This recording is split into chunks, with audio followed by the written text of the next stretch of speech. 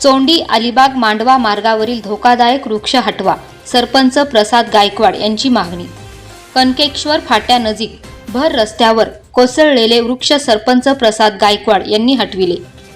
सार्वजनिक बांधकाम विभागाने मार्गावरील धोकादायक वृक्ष तात्काळ हटविण्याची मागणी।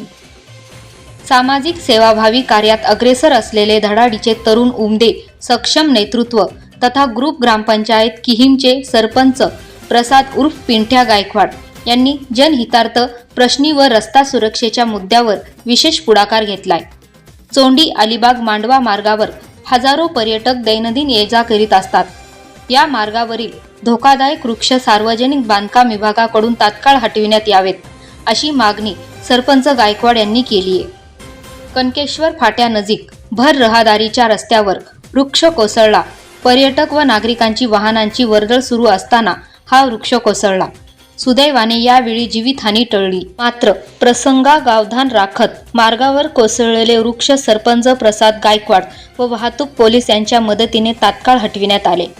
सार्वजनिक बांधकाम विभागाने या मार्गावरील धोकादायक वृक्ष तात्काळ हटवून जनतेचा प्रवास सुखकर व सुरक्षित करावा, अशी मागणी सरपंच प्रसाद उर्फ पिंट्या गायकवाड यांनी केली आहे।